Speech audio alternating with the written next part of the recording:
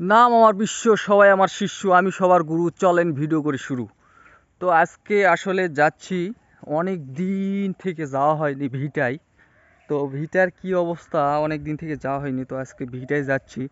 আর সবচেয়ে বড় কথা হচ্ছে ওখানে পটল আরও অনেক সবজি লাগানো ছিল, সবজির গাছের যে টালা বলে আমাদের এলাকার ভাষায় টালা, যেটাকে টালা বলে, সেই টালার বাঁশগুলো নষ্ট হয়ে গেছে। সো ওগুলো এখন রান্নার কাজে ব্যবহার হবে, মানে খড়ি হয়ে গেছে। তো সেই খড়িগুলো এখন কিন্তু আমি নিতে যাচ্ছি।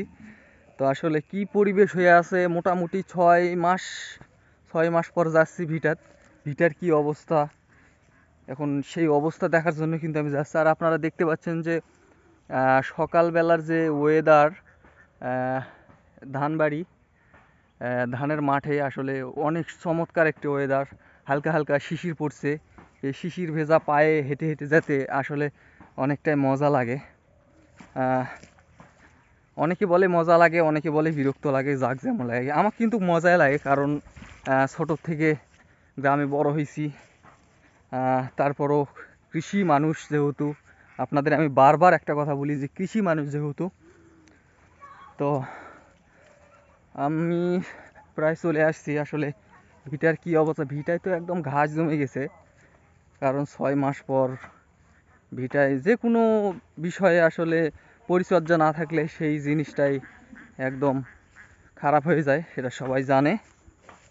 তো আসলে দেখি কি অবস্থা, চলে আসছি, ভিটায় চলে আসছি। এই যে দেখেন ভিটার অবস্থা, একবারই মনে করেন যে জঙ্গল হয়ে গেছে।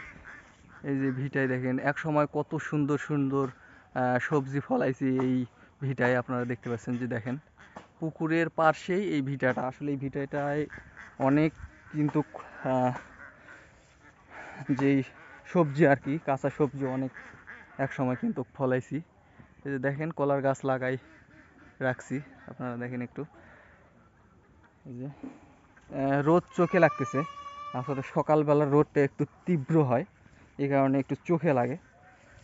আর আপনাদের দেখাই যে যে জিনিসগুলো নেওয়ার জন্য আসলাম, এই যে দেখেন এখানে আছে এই এই যে এই বাঁশগুলো এখন খড়ির কাজে ব্যবহার হবে।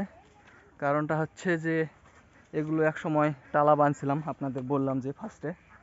তো এখন খড়ি হবে, এগুলো এগুলো নিয়ে যাব, বাসায় নিয়ে যাব। অনেক দিন থেকে নিয়ে যেতে চাচ্ছি, বাসায়ও আসা হয় না, অনেক দিন পর আসলাম। আসার পর আসলে বাসায় এসে তো বসে থাকার কোনো চান্স নাই, বুঝলেননি, সবসময় কাজে থাকতে হবে।